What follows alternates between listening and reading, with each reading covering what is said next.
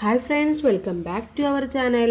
4ാം ക്ലാസ്സിലെ എല്ലാ കൂട്ടുകാർക്കും പുതിയൊരു വീഡിയോയിലേക്ക് സ്വാഗതം. ഇന്ന് നമ്മൾ നോക്കാൻ പോകുന്നത് നിങ്ങളുടെ പരിസര പഠനം പുസ്തകത്തിലെ 1ാമത്തെ പാഠഭാഗമാണ്. ഓക്കെ, ജീവികളും ചുറ്റുപാടും എന്നുള്ളതാണ് 1ാമത്തെ ചാപ്റ്ററിൻ്റെ പേര്.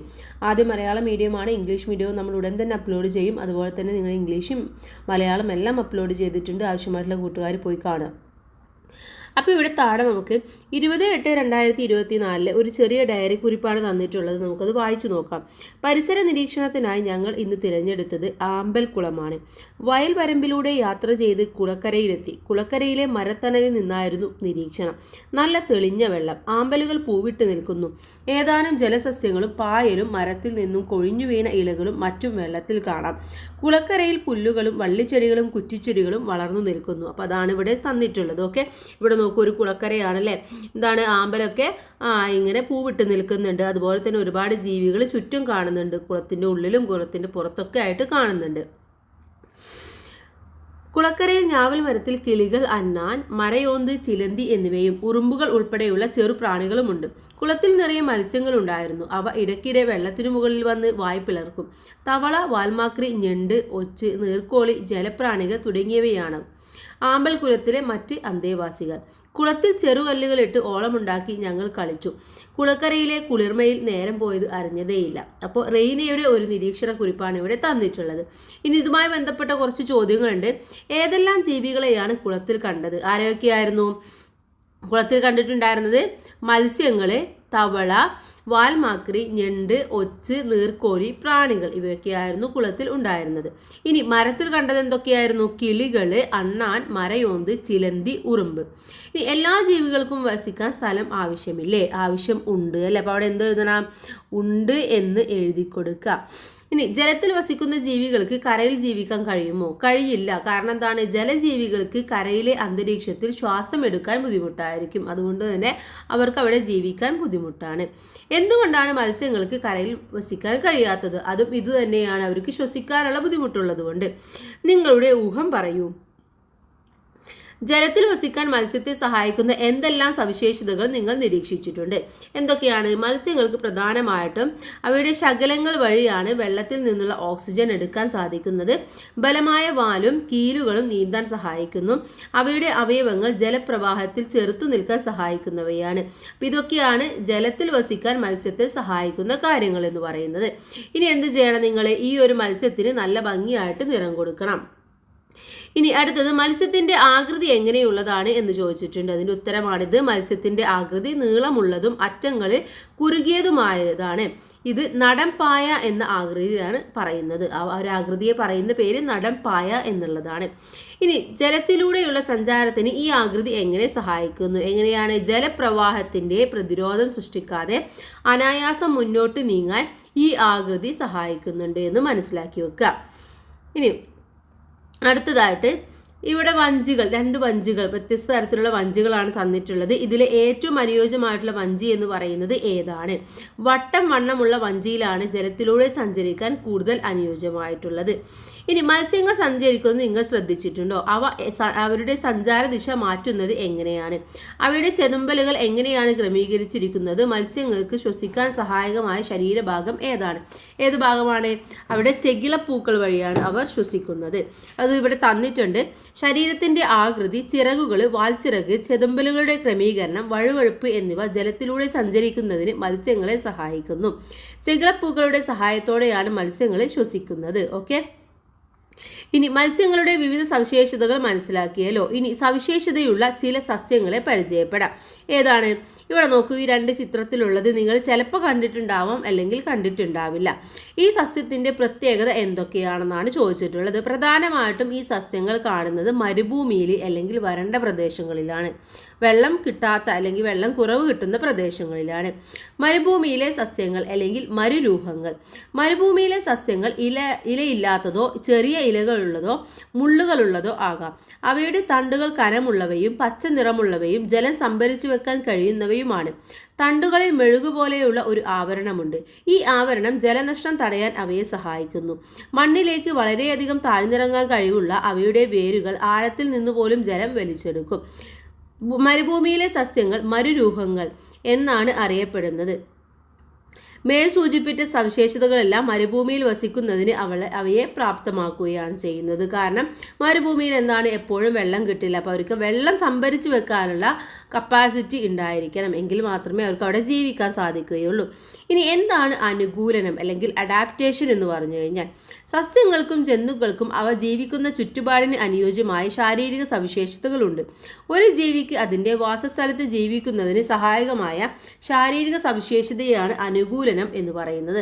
ഇപ്പോൾ നമ്മൾ പറഞ്ഞു, ആ മരുഭൂമിയിലെ ചെടികൾക്ക് അവയുടെ അനുകൂലനം എന്താണ്, ആ ജലം സംഭരിച്ചു വെക്കാൻ കഴിയുന്നു എന്നത് തന്നെയാണ് അവരുടെ അനുകൂലനം. ഇനി നമ്മുടെ മീനിനാണെങ്കിലോ അതിന് വെള്ളത്തിൽ സഞ്ചരിക്കാനും അതിൻ്റെ വെള്ളത്തിൽ നിന്ന് ശ്വാസം എടുക്കാനുള്ള ചെകിളപ്പുകൾ ഉള്ളതൊക്കെയാണ് അതിൻ്റെ അനുകൂലനം എന്ന് പറയുന്നത്. നമുക്ക് ഇവിടെ ജീവിക്കാൻ, നമ്മുടെ വീട്ടിൽ ജീവിക്കാനും എന്താണ്, നമുക്ക് ഒരുപാട് കാര്യങ്ങളുണ്ട് അല്ലേ. അപ്പോൾ അതൊക്കെ പ്രൊട്ടക്റ്റ് ചെയ്യണമെങ്കിൽ നമുക്കും അതിൻ്റെതായ അനുകൂലനങ്ങൾ ആവശ്യമായിട്ടുണ്ട്. ഇനി ഇവിടെ നോക്കൂ, ഒരു തവളയും ആമ്പലും തമ്മിലുള്ള ഒരു സംഭാഷണമാണ് തന്നിട്ടുള്ളത്. ആമ്പലിൻ്റെ ഇല പറയാണ്, തണ്ടുകളുടെ വായു അറകളുടെ സഹായത്തോടെയാണ് ഞങ്ങൾ വെള്ളത്തിൽ പൊങ്ങി നിൽക്കുന്നത്. അപ്പോൾ തവള പറയാണ്, വിരലുകൾ തമ്മിൽ ചർമ്മത്താൽ ബന്ധിപ്പിച്ചിരിക്കുന്നത് മൂലം വെള്ളത്തിലൂടെ നീന്താൻ ഞങ്ങൾക്ക് കഴിയുമെന്നാണ് പറയുന്നത്. അപ്പോൾ എന്തൊക്കെയാണ് ഇവരുടെ കൂടുതൽ അനുകൂലനം എന്ന് ചർച്ച ചെയ്ത് എഴുതാനാണ്. ആമ്പലിന് എന്തൊക്കെയാണ്, തണ്ടുകളിലെ വായു അറകൾ വെള്ളത്തിൽ പൊങ്ങി നിൽക്കാൻ സഹായിക്കുന്നു. നിസാരമുള്ള ഇലകൾ സൂര്യപ്രകാശം കൂടുതൽ സ്വീകരിക്കാൻ സഹായിക്കുന്നു. ഇനി തവളയാണെങ്കിൽ വിരലുകൾ തമ്മിൽ ചർമ്മത്താൽ ബന്ധിപ്പിച്ചിരിക്കുന്നതിനാൽ വെള്ളത്തിൽ നീന്താൻ എളുപ്പമാണ്. ഇരുവശവുമുള്ള കണ്ണുകൾ ഇരയെ കണ്ടെത്താൻ സഹായിക്കുന്നു. ഇതൊക്കെയാണ് പ്രധാനമായിട്ടുള്ള അനുകൂലനങ്ങൾ. ഇനി ഇവിടെ ഈ ചിത്രങ്ങൾ നോക്കൂ. ഇവിടെ എന്താണ്, ആട്, ചെമ്മീൻ, ആമ, ഇത് മൂന്നെയാണ് തന്നിട്ടുള്ളത് അല്ലേ. ചിത്രത്തിലെ ജീവികൾ എവിടെയെല്ലാമാണ് വസിക്കുന്നത്? ആടാണെങ്കിൽ എവിടെയാണ്, കരയിലാണ്. ചെമ്മീൻ എന്ന് പറയുന്നത് വെള്ളത്തിലാണ് അല്ലേ. ആമയെ നമുക്ക് വെള്ളത്തിലും കാണാൻ പറ്റും, വെള്ളത്തിൻ്റെ കരയിലും കാണാൻ വേണ്ടി പറ്റും. ഇവിടെ നിങ്ങൾക്ക് പരിചിതമായ മറ്റു ജീവികളുടെ പേരെഴുതി പട്ടിക പൂർത്തിയാക്കുക. കരയിൽ ജീവിക്കുന്നവ ആരൊക്കെ, വെള്ളത്തിൽ ജീവിക്കുന്നത് ആരൊക്കെ, കരയിലും വെള്ളത്തിലും ജീവിക്കുന്നത് ആരൊക്കെ, ഇതാണ് നമ്മളിവിടെ എഴുതേണ്ടത്. കരയിൽ ആരൊക്കെയാണ്, ആന, കടുവ, പശു, ആട്, സിംഹം, അങ്ങനെ മാന്, അങ്ങനെ ഒരുപാട് ജീവികൾ കരയിലാണ് ജീവിക്കുന്നത്. വെള്ളത്തിൽ ജീവിക്കുന്നവ മീന്, വാൽമാക്രി, നീർക്കോലിയൊക്കെ വെള്ളത്തിൽ ജീവിക്കുന്നതാണ്. കരയിലും വെള്ളത്തിലും ജീവിക്കുന്നത് തവള, മുതല, ആമ, ഇതൊക്കെ കരയിലും വെള്ളത്തിലും ജീവിക്കുന്നതാണ്. ഇപ്പോൾ പൂർത്തിയാക്കിയ പട്ടികയിലെ വിവരണങ്ങൾ വിശകലനം ചെയ്ത് നിഗമനങ്ങൾ പരിസര പഠന പുസ്തകത്തിൽ എഴുതാൻ വേണ്ടി പറയുന്നുണ്ട്. ഇനി അടുത്തതായിട്ട്, മരുഭൂമിയിലും ധ്രുവപ്രദേശങ്ങളിലും ജീവികൾ വസിക്കുന്നുണ്ടല്ലോ, എന്തെല്ലാം അനുകൂലനങ്ങളാണ് അവക്കുള്ളത്? ഇപ്പോൾ മരുഭൂമിയിൽ എന്താണ്, പ്രധാനമായിട്ടും ഒട്ടകമാണുള്ളത് അല്ലേ. ഒട്ടകത്തിന് മരുഭൂമിയിൽ ദിവസങ്ങളോളം വെള്ളം കുടിക്കാതെ ജീവിക്കാൻ ഞങ്ങളെ സഹായിക്കുന്നത് മുതുകിലെ കൊഴുപ്പാണ്. അപ്പോൾ അതാണ് അതിൻ്റെ അനുകൂലനം എന്ന് പറയുന്നത്. ഇനി ധ്രുവപ്രദേശത്ത് അല്ലെങ്കിൽ മഞ്ഞ് പ്രദേശത്തുള്ള ഒന്നാണ് പെൻക്വിൻ അല്ലേ. അപ്പോൾ ത്വക്കിനടിയിലെ കൊഴുപ്പാണ് ധ്രുവപ്രദേശത്തെ അതിശൈത്യത്തിൽ നിന്ന് ഞങ്ങളെ സംരക്ഷിക്കുന്നത്. അപ്പോൾ അതാണ് അതിൻ്റെ അനുകൂലനം എന്ന് പറയുന്നത്. അപ്പോൾ ഓരോ സ്ഥലത്തും ഓരോ ജീവികളും ജീവിക്കുന്നത് അതിൻ്റെ അനുകൂലനത്തിന് അടിസ്ഥാനമാക്കിയാണ്. ഇവിടെ ഒട്ടകത്തിനും പെൻക്വിനുമുള്ള മറ്റ് അനുകൂലനങ്ങൾ കണ്ടെത്തി എഴുതാനാണ് പറഞ്ഞിട്ടുള്ളത്. ഒട്ടകത്തിന് നീണ്ട കാലുകൾ ചൂടായ മണ്ണിൽ നിന്ന് ശരീരത്തെ അകറ്റുന്നു. നമുക്കറിയാം, മരുഭൂമി എന്ന് പറയുന്നത് ഫുള്ള് ചൂടാണല്ലേ. തണുപ്പാണെങ്കിൽ തണുപ്പായിരിക്കും, പക്ഷേ ചൂടുകാലമാണ് ഏറ്റവും കൂടുതലുള്ളത്. അത് ഭയാനകമായിട്ടുള്ള ചൂടായിരിക്കും. അപ്പോൾ ആ ചൂടിൽ നിന്നും അതിൻ്റെ ശരീരത്തെ സംരക്ഷിക്കുന്നത് അതിൻ്റെ നീണ്ട കാലുകളാണ്. മൂക്കിൻ്റെ ആകൃതി അണുക്കളെ തടയുന്നു. ജലമില്ലാതെ ദിവസങ്ങളോളം ജീവിക്കാൻ കഴിയുകയും ചെയ്യും. ഇനി അടുത്തതായിട്ട് നമുക്ക് പെൻഗ്വിൻ്റെ നോക്കാം. ത്വക്കിനടിയിലെ കൊഴുപ്പ് താപം നിലനിർത്താൻ സഹായിക്കുന്നു. വെള്ളത്തിൽ നീന്താൻ സഹായിക്കുന്നത് അതിൻ്റെ ഫ്ലാപ്പുകൾ പോലെയുള്ള ചിറകുകളാണ്. കൂട്ടമായി കഴിയുന്നത് ചൂട് നിലനിർത്താൻ സഹായിക്കുന്നു. കാരണം അവർ മഞ്ഞ് പ്രദേശത്താണ്, നല്ല തണുപ്പുള്ള പ്രദേശമാണ് അല്ലേ. അപ്പോൾ അവർക്ക് ചൂടാണ് ആവശ്യമായിട്ടുള്ളത്. അതുകൊണ്ട് തന്നെ അവർ കൂട്ടമായിട്ടാണ് ജീവിക്കാറുള്ളത്. ഇനി അടുത്തത്, വെള്ളം കുടിക്കാതെയും ഒരു ജീവിതം എന്നതാണ്. കങ്കാരു എലിയെ കുറിച്ചിട്ടാണ് പറയുന്നത്. മരുഭൂമിയിൽ കാണപ്പെടുന്ന ഒരു ചെറിയ ജീവിയാണ് കങ്കാരു എലി. മരുഭൂമിയിൽ ജീവിക്കുന്നതിനുള്ള നിരവധി അനുകൂലനങ്ങൾ ഇതിനുണ്ട്. പകൽ സമയത്തെ ചൂട് അതിജീവിക്കുന്നതിന് വളരെ ആഴത്തിലുള്ള മാളങ്ങളുണ്ടാക്കി അതിനുള്ളിൽ ജീവിക്കുന്നു. രാത്രി കാലങ്ങളിലാണ് ഇര തേടുന്നത്. ഒട്ടും തന്നെ വെള്ളം കുടിക്കാതെ ജീവിക്കാൻ ഇവക്ക് കഴിയും. പ്രധാന ആഹാരമായ ധാന്യങ്ങളിൽ നിന്നും വിത്തുകളിൽ നിന്നും ശരീരത്തിലെ കൊഴുപ്പിൽ നിന്നും ഇവക്ക് ആവശ്യമായ ജലം ലഭിക്കുന്നു. വിയർപ്പിലൂടെയും മൂത്രത്തിലൂടെയുമുള്ള ജലനഷ്ടം വളരെ കുറവാണ്. നീളം കൂടിയ പിൻകാലുകൾ ഉപയോഗിച്ച് കങ്കാരുവിനെ പോലെ ചാടിയാണ് സഞ്ചരിക്കുന്നത്. കവിൾ ഭാഗത്തുള്ള സഞ്ചിയിൽ ധാന്യങ്ങളും വിത്തുകളും ശേഖരിച്ചു വെക്കാനും കഴിയും. അപ്പോൾ ഓരോ ജീവികൾക്കും അവ ജീവിക്കുന്നതിനനുസരിച്ചിട്ടുള്ള അഡാപ്റ്റേഷൻ അല്ലെങ്കിൽ അനുകൂലനങ്ങൾ ഉണ്ട് എന്ന് മനസ്സിലാക്കുക. എങ്കിൽ മാത്രമേ അവർക്ക് അവിടെ നല്ല രീതിയിൽ ജീവിക്കാൻ വേണ്ടി സാധിക്കുകയുള്ളൂ. ഇനി അടുത്തതായിട്ട് നോക്കൂ, ഇവിടെ കൊക്ക് പറയാണ് ഞങ്ങൾക്ക് ജീവിക്കാൻ ആവശ്യമായതെല്ലാം വയലിലുണ്ട് എന്ന് പറയാണ്. അപ്പം മീൻ പറയാണ് ഞങ്ങൾക്ക് വേണ്ടതെല്ലാം കുളത്തിലുണ്ടല്ലോ എന്ന് പറയാണ്. അപ്പോൾ കൊക്കിന് വയലിൽ നിന്ന് എന്തൊക്കെയാണ് ലഭിക്കുന്നത്? കൊക്കിന് ചെറുജീവികൾ, തേനീച്ച, അതുപോലെ തന്നെ പുഴുക്കൾ, വിത്തുകൾ, ഇതൊക്കെയാണ് കിട്ടുന്നത്. മത്സ്യത്തിന് കുളത്തിൽ എന്തെല്ലാം കിട്ടുന്നുണ്ട്? മത്സ്യത്തിന് ജീവിക്കാനുള്ള വാസസ്ഥലം കിട്ടുന്നുണ്ട്, ശ്വാസം എടുക്കാനുള്ള ജലമുള്ള അന്തരീക്ഷം കിട്ടുന്നുണ്ട്, ആഹാരം കിട്ടുന്നുണ്ട്. അപ്പോൾ ഒരു ജീവി വസിക്കുന്ന ചുറ്റുപാടാണ് അതിൻ്റെ വാസസ്ഥലം അഥവാ ആവാസം എന്ന് പറയുന്നത്. ജീവിയുടെ നിലനിൽപ്പിന് ആവശ്യമായ എല്ലാ ഘടകങ്ങളും ആവാസത്തിലുണ്ട്. കുളം, പുഴ, വയൽ എന്നിവ ആവാസങ്ങൾക്ക് ഉദാഹരണങ്ങളാണ്. ഇപ്പോൾ നമ്മൾ ജീവിക്കുന്നത് എവിടെയാണ്? ഒരു ഗ്രാമത്തിലോ അല്ലെങ്കിൽ പട്ടണത്തിലോ ആയിരിക്കും, ഒരു വീട്ടിലായിരിക്കും അല്ലേ? അപ്പോൾ അതാണ് നമ്മുടെ വാസസ്ഥലം എന്ന് പറയുന്നത്. അതേപോലെ തന്നെ ഓരോ ജീവികൾക്കും അവരുടേതായ വാസസ്ഥലം ഉണ്ട്. അപ്പോൾ വാസസ്ഥലങ്ങൾക്ക് കൂടുതൽ ഉദാഹരണങ്ങൾ കണ്ടെത്തി ചർച്ച ചെയ്യാനാണ് പറഞ്ഞിട്ടുള്ളത്. ഇനി നോക്കൂ, ഇവിടെ എന്തൊക്കെയാണ് വാസസ്ഥലങ്ങൾ? വൃക്ഷം, പുഴ, കാട്, ഉദ്യാനങ്ങൾ, വിവിധതരം ഇതൊക്കെ എന്താണ്? വിവിധതരം ആവാസ വ്യവസ്ഥകളാണ്. ഇവിടെ ചിത്രം നോക്കൂ. ഈ ചിത്രത്തിൽ എന്താണ്? ഒരുപാട് ആവാസ വ്യവസ്ഥകൾ നമുക്ക് കാണാൻ വേണ്ടി പറ്റും. ഇതെന്താണ്? ഒരു കാടിൻ്റെ പ്രദേശമാണല്ലേ. ഇനി അടുത്തത് ആ ഒട്ടകങ്ങളുള്ളതോ അത് ഒരു മരുഭൂമി പ്രദേശമാണ്. അതുപോലെ തന്നെ ഇത് എന്ന് പറയുന്നത് മഞ്ഞ് പ്രദേശം അല്ലെങ്കിൽ ധ്രുവ പ്രദേശമാണ്. ഇനി ഈ കൊക്കുകളുള്ളതൊക്കെ ഒരു കുളമാണ്. ഇത് എന്ന് പറയുന്നത് കടലും അതുപോലെ തന്നെ പുഴയുമാണ്.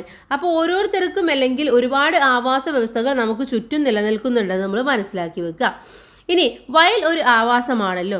അതിൽ ജീവനുള്ളതും ജീവനില്ലാത്തതുമായ ഒരുപാട് വസ്തുക്കൾ ഉണ്ട്. ഇപ്പോൾ ജീവനുള്ളവ എന്തൊക്കെയാണ് അവിടെ ഉള്ളത്? സസ്യങ്ങൾ, മൃഗങ്ങൾ, പക്ഷികൾ, ഇതൊക്കെ ജീവനുള്ളവയാണ്.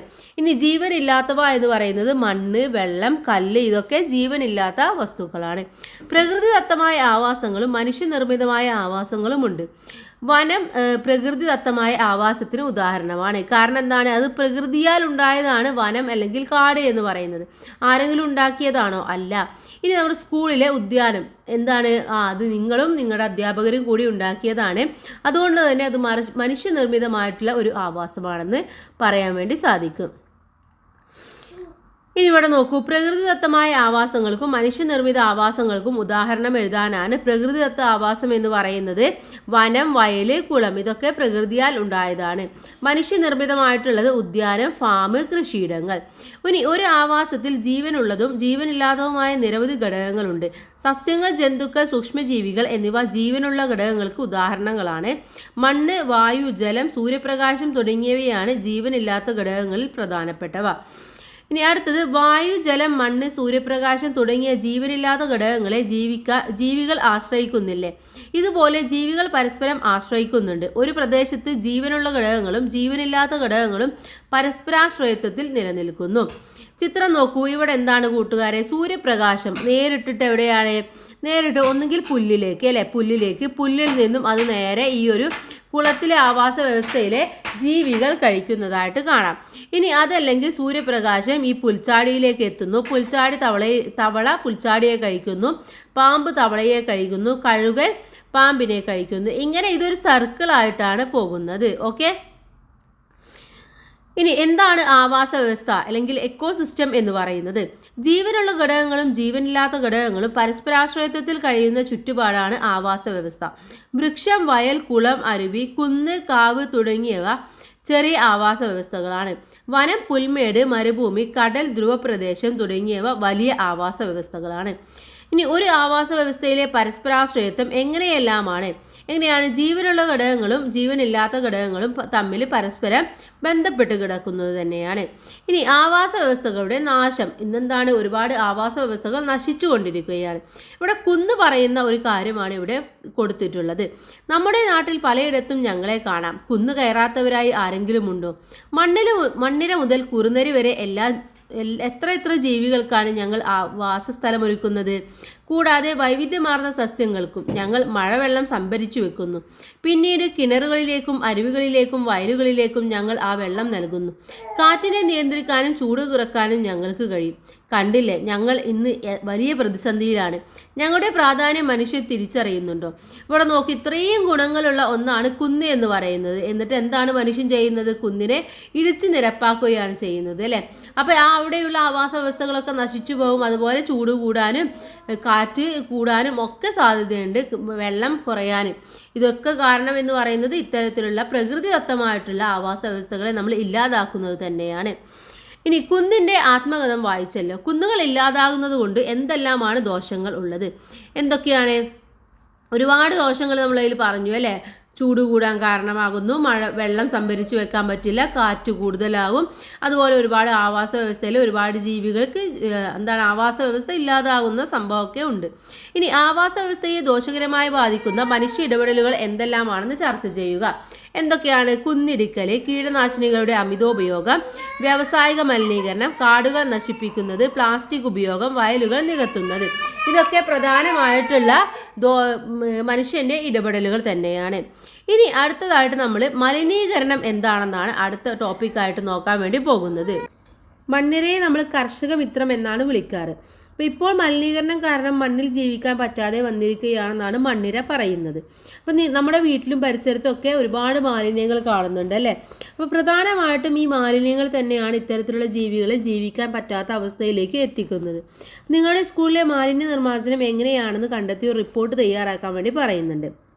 ഇവിടെ ചിത്രം നോക്കൂ, ഒരുപാട് പ്ലാസ്റ്റിക് സാധനങ്ങളൊക്കെ കിടക്കുന്നുണ്ട്, അല്ലേ? അതുപോലെ അടുത്തൊരു ചിത്രം എന്ന് പറയുന്നത് കൃഷിക്ക് ഉപയോഗിക്കുന്ന കീടനാശിനികളാണ്. മാലിന്യങ്ങൾ ചുറ്റുപാടിലേക്ക് വലിച്ചെറിയുന്നത് ആവാസങ്ങൾക്ക് ദോഷകരമാണ്. ഇനി മണ്ണ് മലിനമാകുന്ന മറ്റു പ്രവർത്തനങ്ങൾ എന്തൊക്കെയാണ്? ഒന്ന്, കൃഷിയിടങ്ങളിൽ അമിതമായിട്ട് കീടനാശിനി ഉപയോഗിക്കുന്നത്, അമിതമായിട്ടുള്ള രാസവള പ്രയോഗം, പ്ലാസ്റ്റിക്കുകളുടെ അമിത ഉപയോഗം, കരിമരുന്നുകളുടെ ഉപയോഗം, ഫാക്ടറികളിൽ നിന്നുള്ള മാലിന്യങ്ങൾ നിക്ഷേപിക്കൽ. ഇതൊക്കെ നമ്മുടെ മണ്ണ് മലിനമാക്കുന്ന പ്രവർത്തനങ്ങളാണ്. മണ്ണ് മലിനീകരണം ആവാസ വ്യവസ്ഥയെ ഏതെല്ലാം രീതിയിൽ ബാധിക്കുന്നു എന്ന് ചർച്ച ചെയ്യാനാണ് പറഞ്ഞിട്ടുള്ളത്. ആവാസ വ്യവസ്ഥ ഇല്ലാതാവാൻ തന്നെ കാരണമാകും. ഇപ്പം മണ്ണിനൊക്കെ പറഞ്ഞില്ലേ, ജീവിക്കാൻ പറ്റാത്ത അവസ്ഥയിലേക്ക് എത്തിക്കും. ഇതുപോലെ നമ്മുടെ പരിസരത്ത് മറ്റെന്തെല്ലാമാണ് മലിനമാക്കപ്പെടുന്നത്? എന്തൊക്കെയാണ്? ഇത് നോക്കുക, അടുത്ത ചിത്രം എന്ന് പറയുന്നത് പുക വരുന്നതാണല്ലോ. അപ്പോൾ വായു മലിനീകരണം ഉണ്ടാകുന്നുണ്ട് എന്ന് അർത്ഥമാക്കുന്നുണ്ട്. വായു മലിനീകരണം കൊണ്ടുള്ള ദോഷങ്ങൾ എന്തെല്ലാമാണ്? വായു മലിനീകരണം നമ്മുടെ ആരോഗ്യത്തെ ദോഷകരമായി ബാധിക്കുന്നു. ഓരോ വർഷവും വായു മലിനീകരണം മൂലം വിവിധ രോഗങ്ങൾ ബാധിച്ച് ഏകദേശം 70 ലക്ഷം മനുഷ്യർ ലോകത്ത് മരിക്കുന്നുണ്ട്. മനുഷ്യരെ മാത്രമല്ല മൃഗങ്ങളെയും സസ്യങ്ങളെയും വായു മലിനീകരണം ദോഷകരമായിട്ട് ബാധിക്കുന്നു. കാർഷിക വിളകൾ കുറയുന്നത്, ആസിഡ് മഴ, ആഗോളതാപനം, ഓസോൺ പാളികളുടെ നാശം എന്നിവയെല്ലാം വായു മലിനീകരണത്തിന്റെ ദോഷഫലങ്ങളാണ്. അപ്പോൾ ഇത്രയും സംഭവങ്ങളാണ് വായു മലിനീകരണം കൊണ്ട് ഉണ്ടാകുന്നത്. ഇനി താഴെയുള്ള ചിത്രം നോക്കൂ കൂട്ടുകാർ, ഇതെന്താണ്?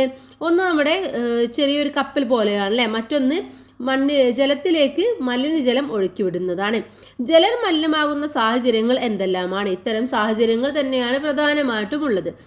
ഇപ്പോൾ വിവിധ ജൈവ പദാർത്ഥങ്ങളുടെ സാന്നിധ്യം മൂലം ജലം മലിനമാകുന്നു. മലിനജലം വിവിധ ആരോഗ്യ പ്രശ്നങ്ങളും ആരോഗ്യങ്ങളും ഉണ്ടാക്കുന്നു. വ്യാവസായിക ശാലകളിൽ നിന്നും വീടുകളിൽ നിന്നുമുള്ള മാലിന്യങ്ങൾ, പ്ലാസ്റ്റിക് മാലിന്യങ്ങൾ, കീടനാശിനികൾ, മറ്റു രാസവസ്തുക്കൾ, പെട്രോളിയം എന്നിവ ജലമലിനീകരണത്തിന് കാരണമാകുന്നു. ജലത്തിൽ ഓക്സിജന്റെ അളവ് കുറയുന്നത് മലിനീകരണം മൂലമാണ്. ഇത് ജലത്തിൽ വസിക്കുന്ന ജീവികളുടെ ജീവന് തന്നെ ഭീഷണിയാണ്. നമ്മൾ പത്രങ്ങളിലെല്ലാം കണ്ടിട്ടുണ്ട്, എന്താണ്, മത്സ്യങ്ങൾ ചത്തുപൊങ്ങി എന്നൊക്കെ കണ്ടിട്ടുണ്ട്, അല്ലേ? അതൊക്കെ പ്രധാനമായിട്ടും ഇത് തന്നെയാണ് അതിൻ്റെ കാരണങ്ങൾ എന്ന് പറയുന്നത്. അവർക്ക് അവിടെ ജീവിക്കാൻ പറ്റാത്ത അവസ്ഥ വരുന്നത് കൊണ്ടാണ് അവർ ജീവൻ ഇല്ലാതായി മാറുന്നത്. ഇനി അടുത്തത് നോക്കൂ, ഇവിടെ ആദ്യയുടെ ഒരു ഡയറി കുറിപ്പാണ് തന്നിട്ടുള്ളത്. കലിതുള്ളിയ പ്രകൃതി എന്നുള്ള ഒരു ടൈറ്റിലാണ് തന്നിട്ടുള്ളത്. കുന്നിൻ ചെരുവിലായിരുന്നു ഞങ്ങളുടെ വീട്. നന്നായി മഴ കിട്ടുന്ന പ്രദേശമാണ് ഞങ്ങളുടേത്. ഇടവപ്പാതി തോരാതെ പെയ്യുന്നുണ്ട്. ശക്തമായ മഴയാണ്. പുഴയിൽ ജലനിരപ്പ് ഉയർന്നിട്ടുണ്ട്. ഇനിയും ജലനിരപ്പ് ഉയർന്നാൽ വീട്ടിൽ വെള്ളം കയറും. സന്ധ്യയായപ്പോൾ തീവ്രമായ മഴ തുടങ്ങി. വൈദ്യുതിയുമില്ല. മഴ തുടർന്നാൽ എന്ത് സംഭവിക്കുമെന്ന് ഞങ്ങൾക്ക് ഭയമുണ്ടായിരുന്നു. അപകട മുന്നറിയിപ്പുകൾ ഞങ്ങൾ ശ്രദ്ധിക്കുന്നുണ്ടായിരുന്നു. വീട്ടിലെ വളർത്തുമൃഗങ്ങൾ അസ്വസ്ഥരായി ശബ്ദമുണ്ടാക്കുന്നത് ശ്രദ്ധയിൽപ്പെട്ടു. അപകടം മനസ്സിലാക്കി അച്ഛനും അമ്മയും ഞങ്ങളെ അല്പം ദൂരെയുള്ള ബന്ധുവിൻ്റെ വീട്ടിലേക്ക് കൊണ്ടുപോയി. മഴയ്ക്ക് ശമനമില്ല. ഞങ്ങൾ ഉറക്കത്തിലായി. പുലർച്ചെയാണ് ഞെട്ടിപ്പിക്കുന്ന ആ വാർത്ത ഞങ്ങൾ കേട്ടത്. ഉരുൾപൊട്ടലിൽ നിരവധി പേർ മരണപ്പെട്ടു. ആ വലിയ പ്രകൃതി ദുരന്തത്തിന്റെ സംഹാര ശക്തിയിൽ ഞങ്ങളുടെ വീടും വിദ്യാലയവും കുറേ കൂട്ടുകാരും ബന്ധുക്കളും ഒരു ഗ്രാമം തന്നെയും പൂർണ്ണമായി ഇല്ലാതായി. അപ്പോൾ നമുക്കറിയാം, കഴിഞ്ഞ വർഷം ഉണ്ടായിട്ടുള്ള നമ്മുടെ ഏറ്റവും വലിയ പ്രകൃതി ദുരന്തം, അല്ലേ? ആ ഒരു ഉരുൾപൊട്ടലിൻ്റെ ചിത്രങ്ങളാണ് ഇവിടെ തന്നിട്ടുള്ളത്. അത് എത്രയും ഭയാനകമായിരുന്നു എന്നുള്ളത് നമ്മൾ കണ്ടതാണ് അല്ലേ, ടി വിയിലൂടെയും മറ്റുമൊക്കെ കണ്ടതാണ്. അപ്പോൾ പ്രകൃതി ദുരന്തം ലോകത്തിൻ്റെ പല ഭാഗത്തും ഉണ്ടാകാറുണ്ട്. അപ്പോൾ പ്രധാനമായിട്ടുള്ള പ്രകൃതി ദുരന്തങ്ങൾ നമുക്കറിയാവുന്നത് ഏതൊക്കെയാണ്? ഉരുൾപൊട്ടൽ, ഭൂകമ്പം, കാട്ടുതീ, ചുഴലിക്കാറ്റ്, കൊടുങ്കാറ്റ്, വെള്ളപ്പൊക്കം തുടങ്ങിയവയാണ്. പ്രകൃതി ദുരന്തങ്ങൾ പരിസ്ഥിതിക്കും ജീവജാലങ്ങൾക്കും വലിയ നാശനഷ്ടം ഉണ്ടാക്കുന്നു. സ്വാഭാവിക കാരണങ്ങളാലോ മനുഷ്യന്റെ ഇടപെടൽ വഴിയോ പ്രകൃതി ദുരന്തം ഉണ്ടാകാം. ഇനി ഇവിടെ കൊളാഷ് തന്നിട്ടുണ്ട്. കണ്ണൂരിലും കോഴിക്കോട്ടും റെഡ് അലേർട്ട്, വയനാട്ടിൽ റെഡ് അലേർട്ട്, മഴ കനക്കും 3 ജില്ലകൾക്ക് റെഡ് അലേർട്ട് എന്നുള്ളത്. ഇതൊക്കെ എന്താണ്? മുന്നറിയിപ്പുകളാണ് അല്ലേ. അപ്പോൾ വെള്ളപ്പൊക്ക മുന്നറിയിപ്പ് ലഭിച്ചാൽ എന്തെല്ലാം മുൻകരുതലുകൾ സ്വീകരിക്കണം എന്ന് ചോദിച്ചിട്ടുണ്ട്. ഏറ്റവും വേഗം നമ്മൾ ചെയ്യേണ്ടത് അവിടെ നിന്നും താമസം മാറുക എന്നുള്ളതാണ്. നമ്മൾ എവിടേക്കേലും സുരക്ഷിതമായ ഇടങ്ങളിലേക്ക് മാറി താമസിക്കണം. പ്രകൃതി ദുരന്തങ്ങളെ കുറിച്ച് മുന്നറിയിപ്പ് നൽകാൻ സംവിധാനങ്ങൾ നിലവിലുണ്ട്. മുന്നറിയിപ്പുകളുടെ അടിസ്ഥാനത്തിൽ മുൻകരുതലുകൾ എടുത്താൽ ജീവനും പരിസ്ഥിതിക്കും സംരക്ഷണം നൽകാൻ കഴിയും. ആവാസ വ്യവസ്ഥകളുടെ സംരക്ഷണത്തെക്കുറിച്ചാണ് അടുത്തതായിട്ട് പറയുന്നത്. കരയിലും കടലിലുമുള്ള എണ്ണമറ്റ ജീവികൾ, അവ പ്രകൃതിയോടിണങ്ങി ജീവിക്കുന്ന കാഴ്ച എത്ര മനോഹരമാണ്. ജീവികൾ അവയുടെ ഭക്ഷണവും വാസസ്ഥലവും കണ്ടെത്തുന്നത് ആവാസ വ്യവസ്ഥയിൽ നിന്നാണ്. ആവാസ വ്യവസ്ഥകളാണ് ജീവന്റെയും ജൈവ വൈവിധ്യത്തിന്റെയും നിലനിൽപ്പിന് ആധാരം. ആവാസ വ്യവസ്ഥകളുടെ സംരക്ഷണം നമ്മുടെ കടമയാണ്. അപ്പോൾ ആവാസ വ്യവസ്ഥയുടെ സംരക്ഷണത്തിന് വേണ്ടി നമുക്കും പ്രവർത്തനങ്ങളിൽ പങ്കാളികളാകാം എന്നാണ് പറഞ്ഞിട്ടുള്ളത്. അപ്പോൾ നമ്മുടെ ഭൂമിയാണ്, നമ്മുടെ ഭാവിയാണ്, നാം തന്നെയാണ് സംരക്ഷിക്കേണ്ടതും അത് പാലിക്കേണ്ടതും. നമുക്ക് ഹരിതചട്ടങ്ങൾ ഉണ്ടാക്കാം എന്ന് പറയുന്നത്. പ്രകൃതി എന്ന് പറയുന്നത് ഓരോ മനുഷ്യൻ്റെയും ആണ്. അത് സംരക്ഷിക്കുക എന്നുള്ളത് എല്ലാവരുടെയും ഒരുപോലെയുള്ള കടമയാണ് എന്ന് നമ്മൾ മനസ്സിലാക്കുക. അതുപോലെ തന്നെ അതിന് കേടുപാട് വരുത്തുന്ന പ്രവർത്തനങ്ങൾ നമ്മൾ ചെയ്യാതിരിക്കുകയും ചെയ്യണം. അപ്പോൾ ഇത്രയും കാര്യങ്ങളാണ് ഈ ഒരു പാഠഭാഗത്ത് നമ്മൾ പഠിച്ചത്. ഇനി ഇതിൻ്റെ പ്രവർത്തനങ്ങൾ നോക്കാം, വിലയിരുത്താം. ജീവികളെ അവയുടെ ആവാസവുമായി ബന്ധിപ്പിക്കാനാണ് പറഞ്ഞിട്ടുള്ളത്. ഒന്നാമത്തത് തിമിംഗലം. തിമിംഗലം എവിടെയാണ്? തിമിംഗലം സമുദ്രത്തിലാണ്. അപ്പോൾ നമ്മൾ നേരെ സമുദ്രത്തിലേക്ക് വരച്ചു കൊടുക്കുക. ഇനി പെൻഗ്വിൻ. പെൻഗ്വിൻ ഉള്ളത് ധ്രുവപ്രദേശത്താണ്, മഞ്ഞു പ്രദേശത്താണ്. പുള്ളിമാനുള്ളത് വനത്തിലാണ്. ഒട്ടകമുള്ളത് വരച്ച് മാറിപ്പോയി. ഓക്കെ, തിമിംഗലം സമുദ്രത്തിൽ, പെൻഗ്വിൻ ധ്രുവപ്രദേശത്ത്, പുള്ളിമാന് വനത്തിൽ, ഒട്ടകം മരുഭൂമിയിൽ. ഇങ്ങനെയാണ് വരയ്ക്കേണ്ടത്. ഇനി ഇതിലെ അടുത്തത്, നിങ്ങളുടെ പ്രദേശത്തെ ഒരു ആവാസ വ്യവസ്ഥ സന്ദർശിച്ച് അവിടെ കാണപ്പെടുന്ന ജീവികളുടെ പേരെഴുതുക, അവയുടെ പരസ്പരാശ്രയത്വം കണ്ടെത്തുക. അപ്പോൾ നിങ്ങൾ വല്ല വയലിലോ കുളത്തിലോ പോവുക, എന്നിട്ട് അവിടുത്തെ ബന്ധങ്ങൾ നിങ്ങളൊന്ന് ജസ്റ്റ് കണ്ടെത്തി നോക്കുക. ഇനി താഴെ കാണുന്ന ജീവികളെ അവയുടെ അനുകൂലത്തിനനുസരിച്ച് വരച്ച് യോജിപ്പിക്കാനാണ് പറഞ്ഞിട്ടുള്ളത്. അപ്പോൾ നമുക്ക് ഓരോ അനുകൂലനം വായിച്ചിട്ട് അതിന് അനുയോജ്യമായ ജീവികളെ വരച്ചു ചേർക്കാം. ഒന്നാമത്തത് ചെകിളപ്പൂക്കളുടെ സഹായത്തോടെ ശ്വസിക്കുന്നു. ആരാണ്? മീനാണ്, മത്സ്യമാണല്ലേ. അപ്പോൾ നമ്മൾ എന്ത് ചെയ്യണം? മത്സ്യം അതിലേക്ക് വരച്ചു കൊടുക്കണം. അപ്പോൾ നമുക്ക് നേരെ ഇങ്ങനെ വരച്ചു കൊടുക്കാം. അടുത്തത്, ഇലകൾക്ക് മെഴുകു പോലുള്ള വസ്തുവിൻ്റെ ആവരണമുണ്ട്. അതാരെ കുറിച്ചാണ് പറയുന്നത്? ആമ്പലിനെ കുറിച്ചാണല്ലേ, ജലത്തിലുള്ള സസ്യത്തെ കുറിച്ചാണ്. ത്വക്കിലൂടെ ശ്വസനം നടത്തുന്നു. ത്വക്കിലൂടെ ശ്വസനം നടത്തുന്നത് ആരാണ്? നമ്മുടെ തവളയാണ്. ഓക്കെ, ഇനി അടുത്തത്, കാണ്ഡത്തിൽ അല്ലെങ്കിൽ തണ്ടിൽ ജലം ശേഖരിച്ചു വെക്കാൻ കഴിയുന്നത് മരുഭൂമിയിലെ സസ്യത്തിനാണ്. അവസാനം, മണലിൽ പുതഞ്ഞു പോകാത്ത പരന്ന പാദങ്ങളുണ്ട്. അത് ആർക്കാണ്? ഒട്ടകത്തിനാണ്. അപ്പം ഇതേപോലെയാണ് വരച്ചു കൊടുക്കേണ്ടത്. അപ്പോൾ ഇത്രയുമാണ് ഈ ഒരു പാഠഭാഗത്തിൽ പഠിക്കാനുള്ളത്. നമ്മളതിൻ്റെ വിലയിരുത്തൽ പ്രവർത്തനവും നോക്കി. ഇനി നമുക്ക് അടുത്ത പാഠഭാഗവുമായിട്ട് അടുത്ത വീഡിയോയിൽ കാണാം. എല്ലാവർക്കും താങ്ക്സ് ഫോർ വാച്ചിങ്.